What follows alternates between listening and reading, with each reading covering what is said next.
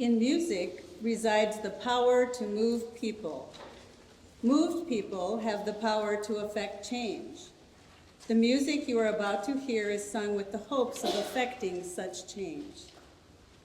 In March 2013, an emergency manager appointed by Michigan Governor Rick Snyder made the decision to switch the water source of Flint, Michigan from a supply in Detroit to the highly corrosive water of the Flint River as a cost-saving measure.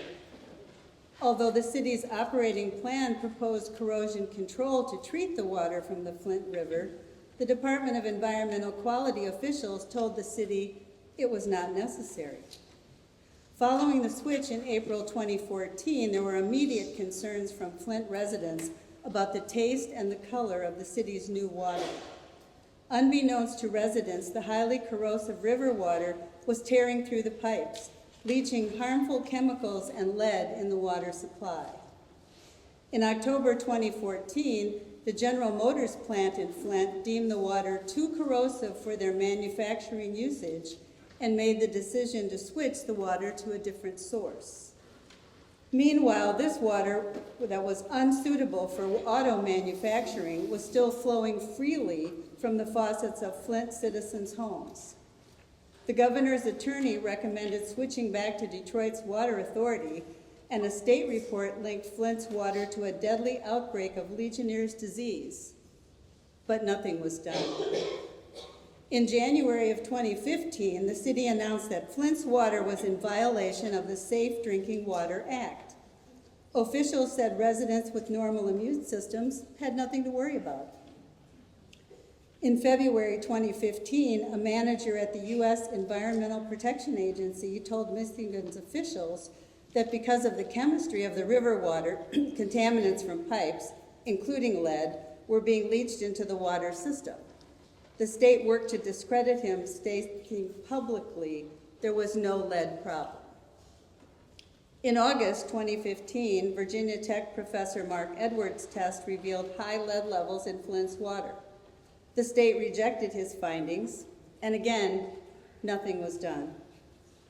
In September 2015, Michigan State University professor Dr. Monahana Ashita held a press conference announcing elevated lead levels in children in Flint that could result in developmental delays, learning problems, and slowed growth. And still, nothing was done. On October 2nd of 2015, almost a year after the water source was switched, state officials finally admitted that Flint's water had been poisoned. Schools, businesses, and residents of Flint were told not to drink the water they had been drinking for more than a year, with no additional timeline or solution presented. In January 2016, the crisis expanded with another spike in Legionnaire's disease and 10 related deaths. In March 2016, Governor Snyder hired a prominent criminal defense lawyer at a fee of $540 per hour. Taxpayers are footing the bill for his legal tab of over $3 million, and not a single lead pipe had been replaced by the state. The nightmare that began for Flint residents in April of 2014, we hope is ended soon. We long to honor the lives lost and the members of the community who have been largely ignored and left to clean up a problem they didn't create. We sing for thousands of children and families impacted for life by the effect of lead poisoning.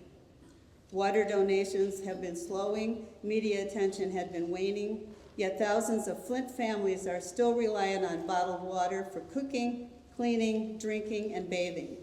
The spoken phrases you will hear within this piece are the actual words of impacted students from Flint area schools.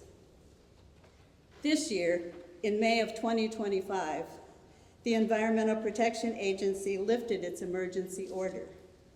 11,000 lead pipes have been replaced.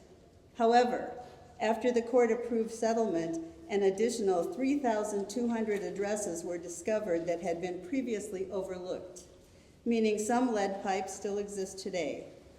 Work is ongoing, and some residents still rely on bottled water today. We sing this song for Flint in hopes that more can be done.